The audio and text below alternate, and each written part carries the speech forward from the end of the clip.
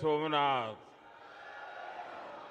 जय सोमनाथ। हर हर महादेव। गुजरात के मुख्यमंत्री श्रीमान भूपेंद्र भाई पटेल, उप मुख्यमंत्री भाई हर्ष संघवी जी, गुजरात सरकार के मंत्रीगण, सांसद एवं विधायकगण, अन्य सभी महानुभाव, देवी और सज्जनों, आज प्रभास पाटन का पवित्र क्षेत्र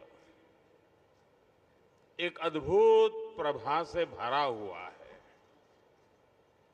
महादेव का ये साक्षात्कार, ये सौंदर्य, धरती और आसमान से हुई पुष्प वर्षा,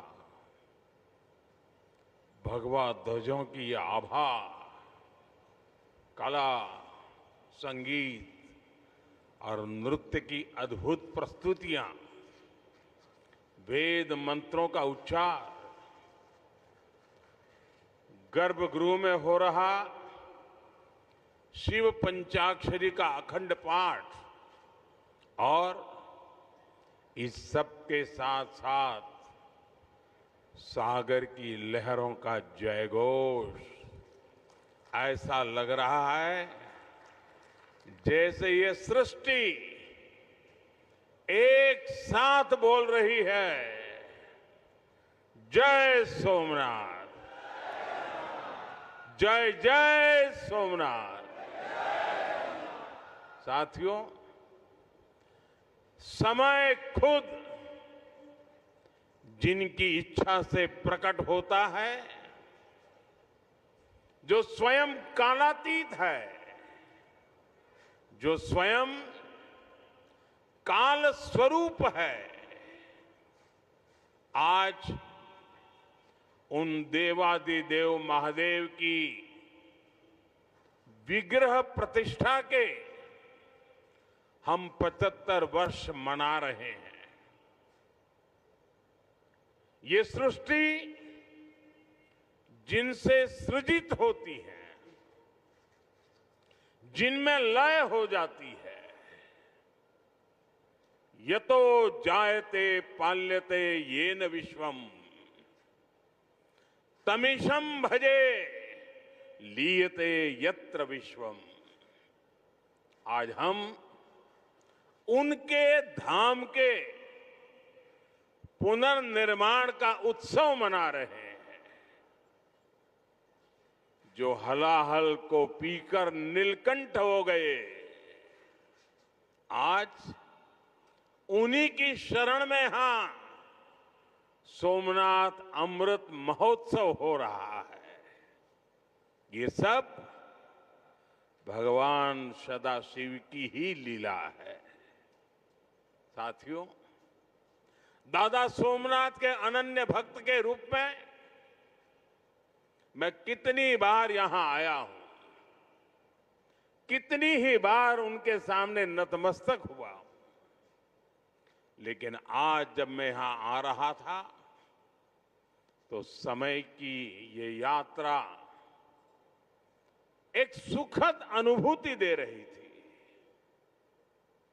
अभी कुछ ही महीने पहले मैं यहां आया था, तब हम सोमनाथ स्वाभिमान पर्व मना रहे थे। प्रथम विध्वंस के 1000 वर्ष बाद भी सोमनाथ के अविनाशी होने का गर्व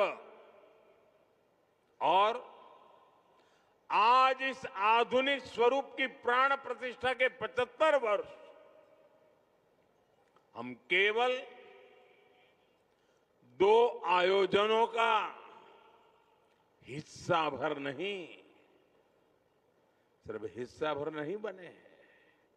हमें 1000 वर्षों की अमृत यात्रा को अनुभव करने का,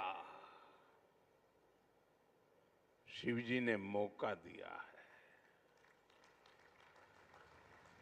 साथियों, 75 साल पहले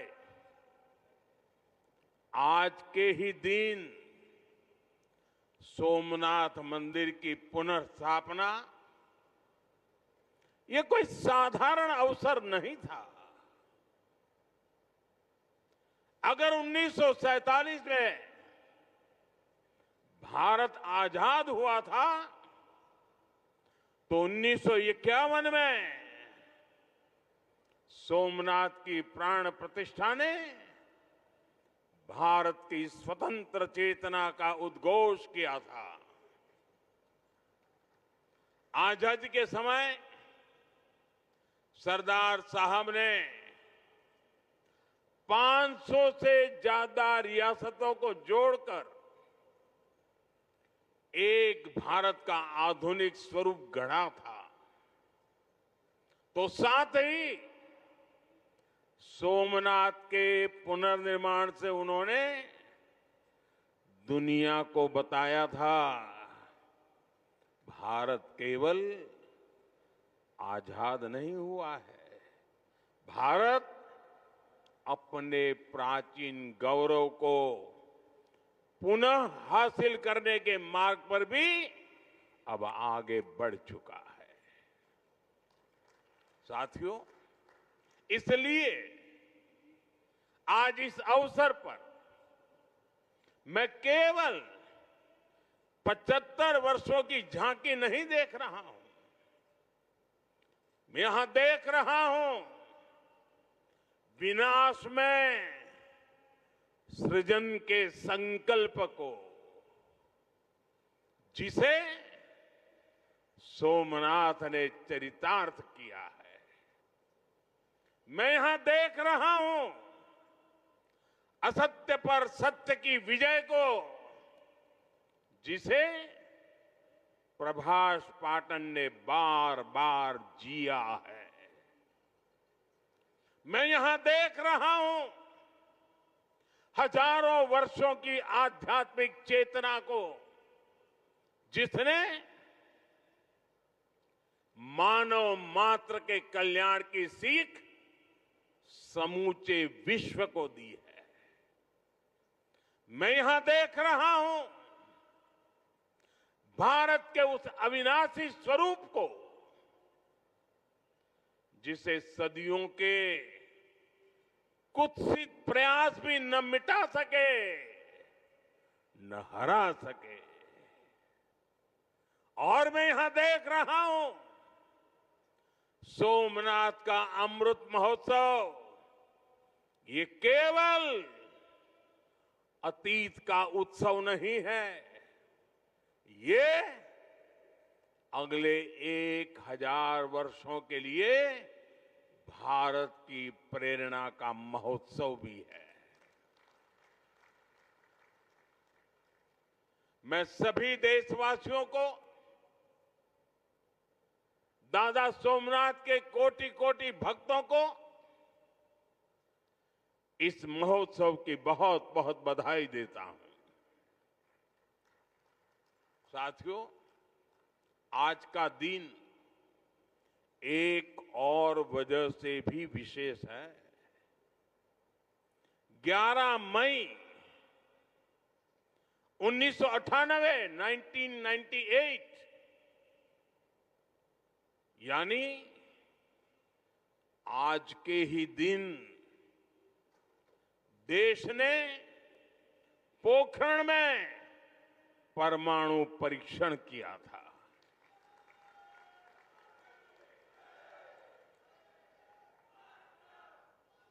देश ने 11 मई को पहले 3 परमाणु परीक्षण किए।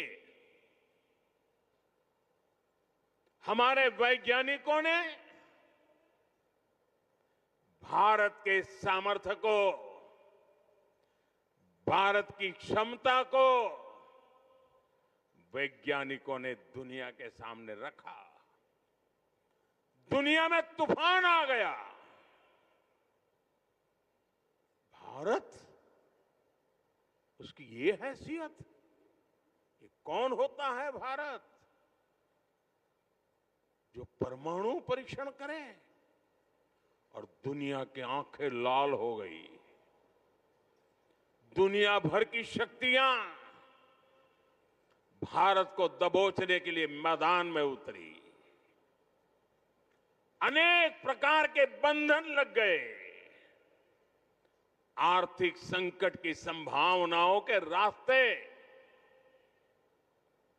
सारे के सारे बंद कर दिए गए। कोई भी हिल जाता। जब दुनिया भर की बड़ी बड़ी शक्तियां इतना बड़ा आक्रमण कर दें तो आगे के रास्ते दिखते नहीं है। लेकिन हम कोई और मिट्टी के बने हुए हैं। 11 मई के बाद दुनिया हम पर टूट पड़ी थी। 11 मई को वैज्ञानिकों ने अपना काम कर लिया था, लेकिन 13 मई को फिर 2 और परमाणु परीक्षण हुए।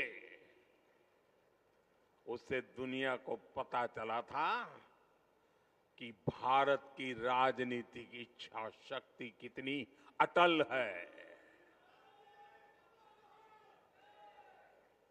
उस समय पूरी दुनिया का दबाव भारत पर था,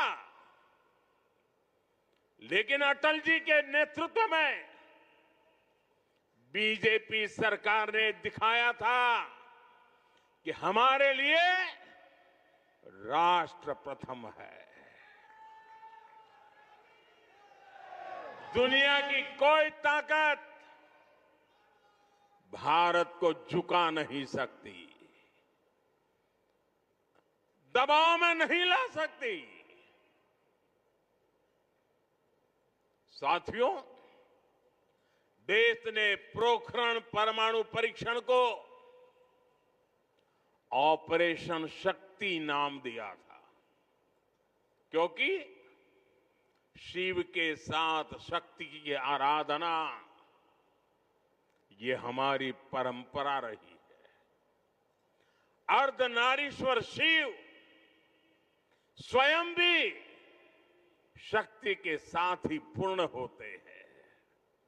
आपको याद होगा, जब देश का मिशन चंद्रयान सफल हुआ था, तब चंद्रमा पर जहां भारत का रोवर लैंड हुआ, उस जगह का नाम भी हमने शिव शक्ति पॉइंट रखा है,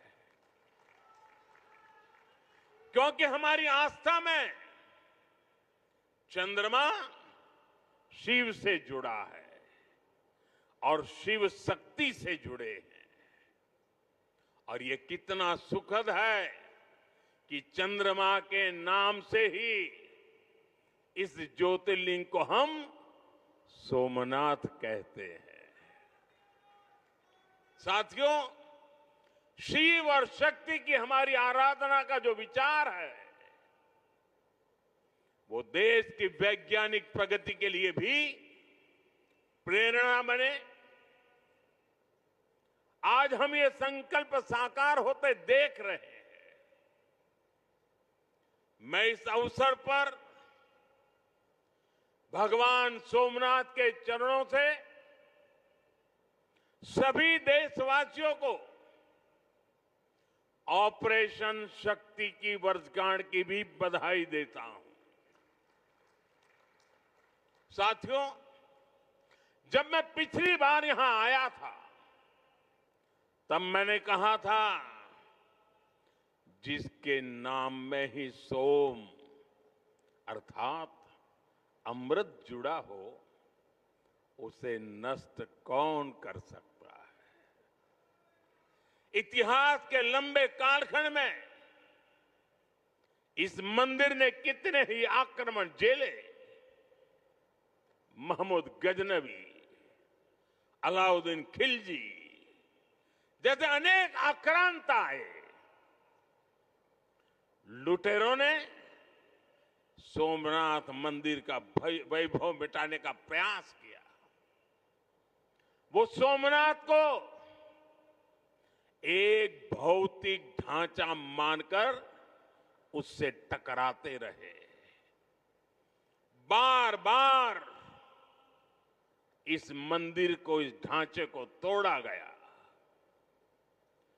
और ये बार बार बनता रहा, हर बार उठ खड़ा होता रहा, क्योंकि तोड़ने वालों को मालूम नहीं था हमारे राष्ट्र का वैचारिक सामर्थ्य क्या है।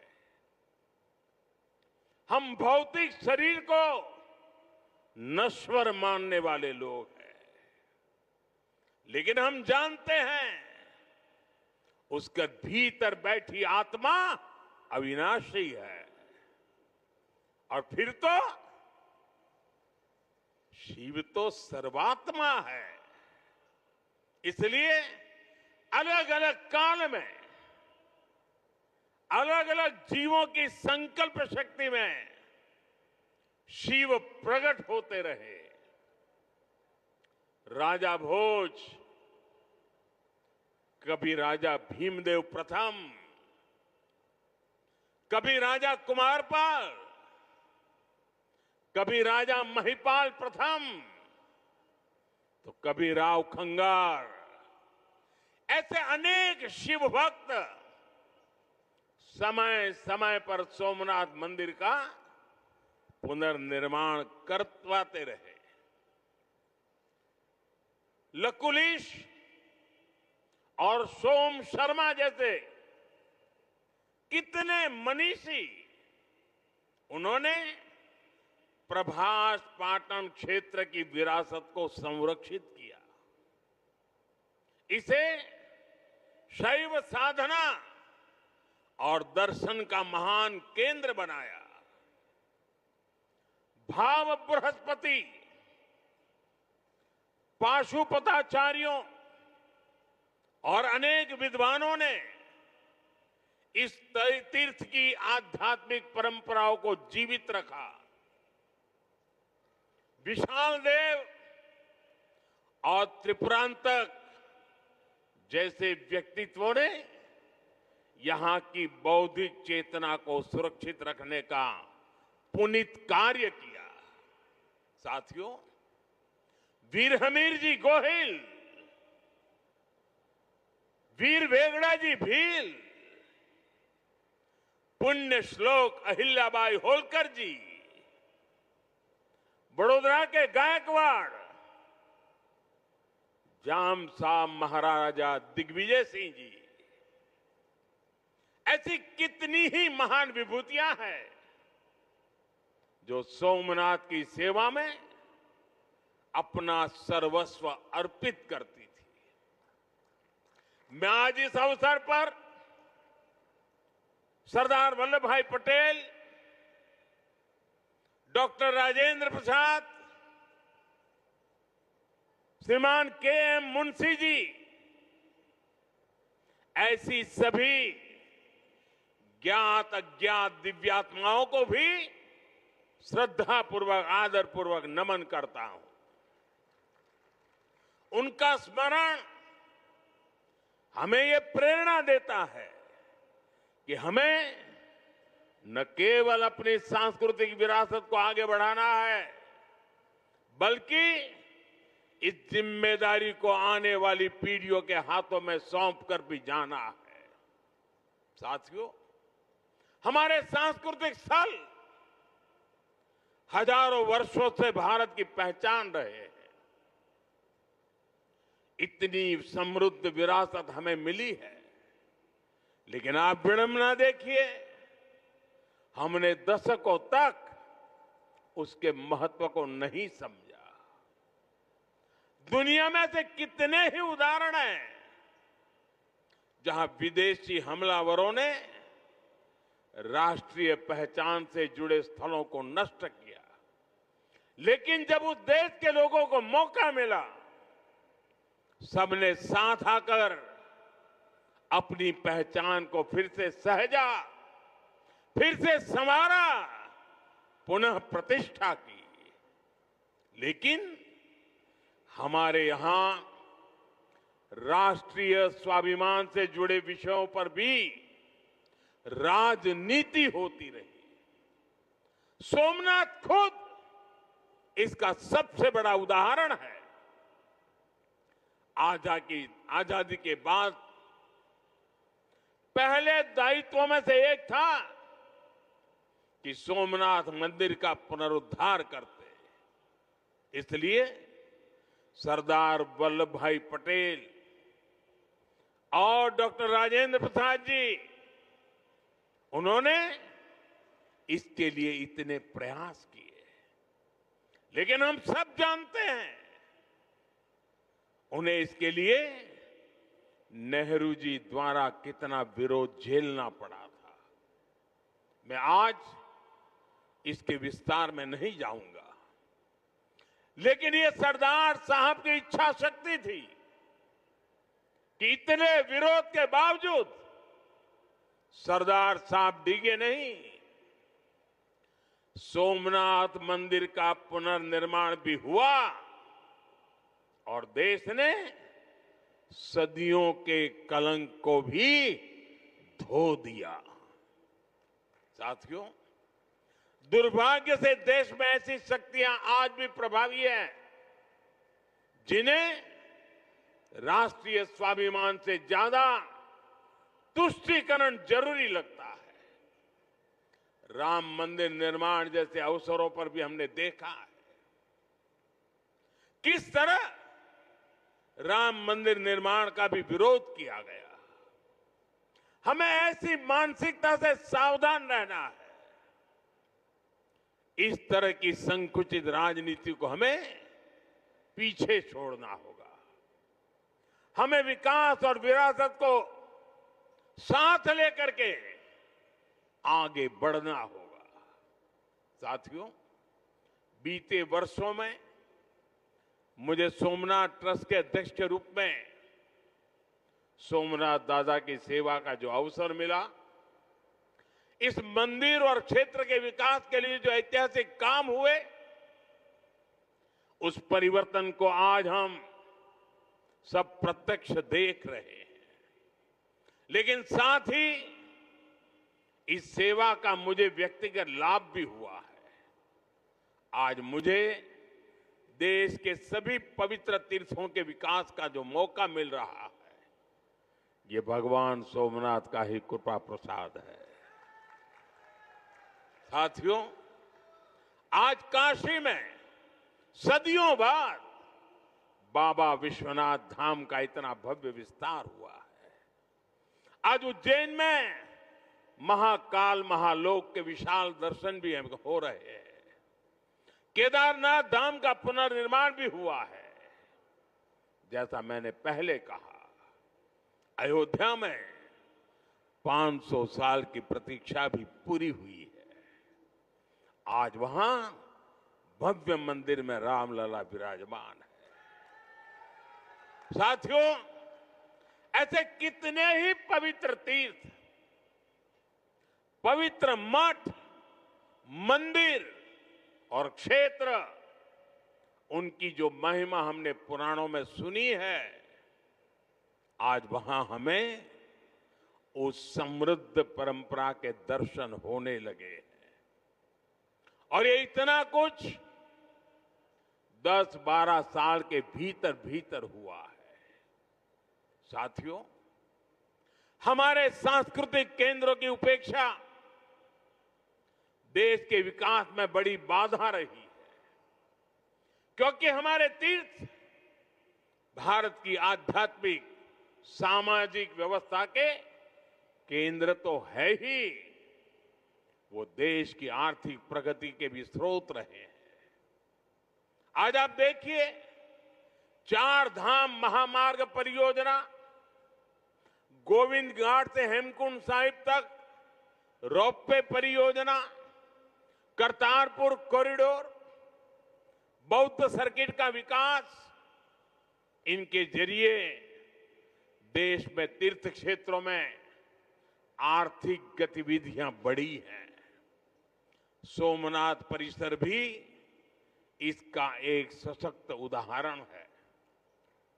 आज सोमनाथ मंदिर ट्रस्ट से सैकड़ों परिवार जुड़े हैं। हजारों लोगों का जीवन इस क्षेत्र से जुड़ा हुआ है। देश दुनिया के कोने कोने से जो लोग यहां आते हैं वो गुजरात के बाकी हिस्सों में भी जाते हैं। इससे प्रदेश और देश में प्रगति के नए द्वार खुलते हैं। साथियों, हमारी आस्था हमें जीवन जीने का तरीका भी सिखाती है, क्योंकि हम मानते हैं सर्वम खलिद्वम ब्रह्म, अर्थात सृष्टि का हर एक घटक, इस संपूर्ण प्रकृति भी ईश्वर का ही स्वरूप है। इसलिए हमारी आस्था नदियों में भी है, वृक्षों में भी है। हम जंगलों को भी श्रद्धा की दृष्टि से देखते हैं। हम पर्वतों में भी पवित्रता का भाव रखते हैं। और आज जब दुनिया प्राकृतिक जीवन शैली की ओर लौट रही है, हमें हमारी शक्ति को भी पहचानना होगा। हम हमारे तीर्थों और मंदिरों के विकास के साथ साथ उनकी गरिमा के लिए जागरूक होना होगा। हमें ऐसा जीवन अपनाएं जिससे प्राकृतिक और पर्यावरण की रक्षा हो। साथ ही हम हमारे पुण्य स्थलों को पूरी दुनिया के लिए एक उदाहरण के रूप में विकसित करें। हमें इन संकल्पों को अपनी आस्था से जोड़कर जीना होगा। साथियों, जब नई पीढ़ियां अपने इतिहास, अपनी आस्था और अपने सांस्कृतिक मूल्यों से जुड़ती है, तब राष्ट्र का आत्मबल और मजबूत होता है। आज भारत जिस आत्मविश्वास के साथ आगे बढ़ रहा है, उसमें हमारी सांस्कृतिक निरंतरता की भी बहुत बड़ी भूमिका है। आधुनिक और विरासत, आधुनिकता हो या विरासत हो, भारत में इसे कोई अलग नहीं कर सकता। भारत में एक दूसरे के विरोधी नहीं है। ये साथ साथ आगे बढ़ने वाली शक्तियां हैं, एक दूसरे में प्राण पूरने वाली शक्तियां हैं। सोमनाथ हमें याद दिलाता है कि कोई भी राष्ट्र तभी लंबे समय तक मजबूत रह सकता है जब वो अपनी जड़ों से जुड़ा रहे, जब वो अपनी विरासत को आने वाली पीढ़ियों तक उसी श्रद्धा और विश्वास के साथ उनके हाथों में सुपुर्द करे। 75 वर्ष पहले जब पुनर्निर्मित सोमनाथ मंदिर में 75 वर्ष पहले प्राण प्रतिष्ठा हुई थी, तब भारत ने एक नई चेतना यात्रा शुरू की थी। आज 75 वर्ष बाद वही यात्रा और अधिक व्यापक रूप में हमारे सामने है। हमें इसे नई ऊंचाई पर लेकर जाना है।